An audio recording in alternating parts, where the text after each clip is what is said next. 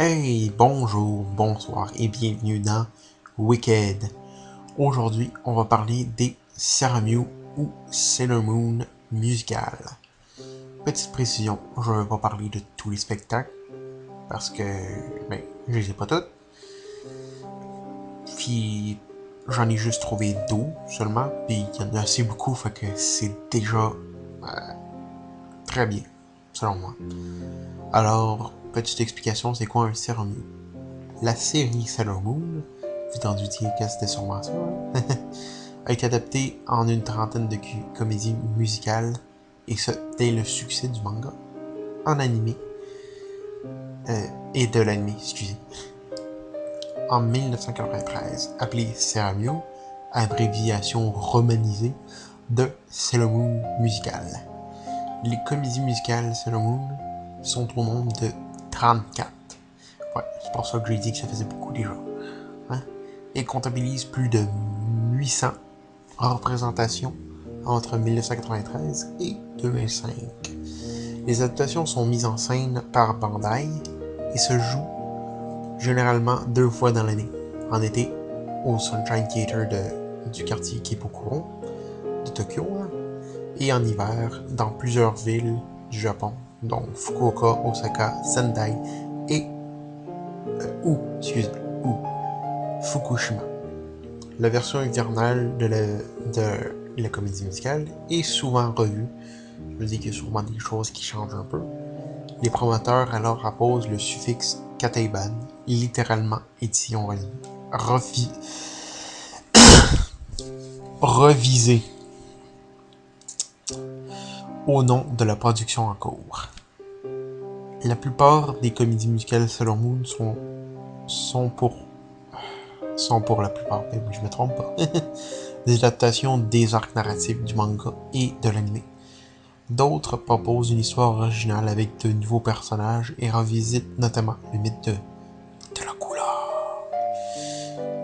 Les comédies musicales sont jouées sans discontinuité, ça veut dire à chaque année, de 1993 jusqu'à 2005, où la série est mise en suspens par Bandai. Ils ne reprennent que 7 ans plus tard, avec la production de La Reconquista, jouée du 13 au 23 septembre 2013 au Aya Theater de Tokyo. Désolé si je l'ai mal prononcé, hein. Je suis pas sûr que c'était comme ça. Cette nouvelle comédie musicale est écrite et réalisée par Takuya Hiramitsu et des musiques de Toshihiko Saashi. Excusez. Alors, passons au premier musical.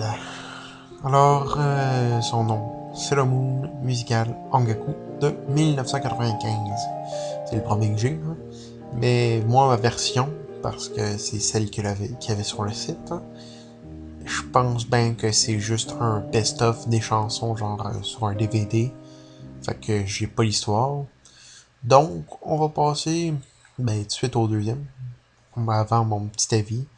Les chansons étaient assez bonnes, quoi. Maintenant, le deuxième musical. Sailor Moon, Sailor Star de 1996. Alors, cette fois-ci, j'ai le musical au complet, hein.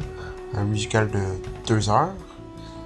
Donc, l'histoire, je vais essayer de faire un résumé concis pour votre plaisir. Alors qu'au lycée Azabu, je dis lycée, je sais que pas vraiment de français qui me regarde, bon, ceux qui regardent des ennemis savent c'est quoi.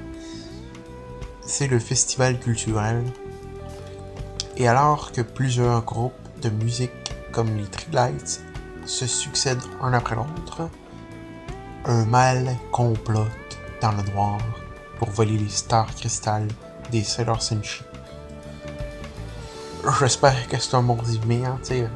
Je sais bien que ça aurait pu être mieux, mais au pire, vous ferez votre avis si vous regardez. Maintenant, mon petit avis. C'était très bon, que ce soit l'histoire, les personnages, les chansons. J'ai adoré. Pour moi, c'était 2 heures de plaisir. Alors, je vous dirais d'y aller. Commencez avec le premier, pour voir si vous aimez ça, puis C'est pas trop long le premier, faut que... Bon. Maintenant, passons au troisième, mes chers amis. Le troisième musical s'appelant Pretty Soldier Sailor Moon Eternal Legend ou en japonais Eien Densetsu, désolé de la prononciation horrible, de 1997. Commençons le résumé. Alors que Usagi et ses amis tournent un spectacle spécial pour la télévision à leur école qui sera diffusée partout dans le monde, dans les ténèbres, une menace plane sur la galaxie et s'allie un ancien empire qui autrefois contrôlait la Terre. Qu'arrivera-t-il à nos chers Sailor Senshi? Bon, je crois que c'était bien résumé, là, au pire vous me direz. Passons à mon avis. Franchement, c'était encore excellent. Les chansons, l'histoire, les personnages, les chorégraphies. Je sais pas si vraiment c'est comme ça que ça se prend. Pas grave. Encore un bon 2 heures de pur plaisir et d'amusement. J'ai ri et je me suis senti triste par moment.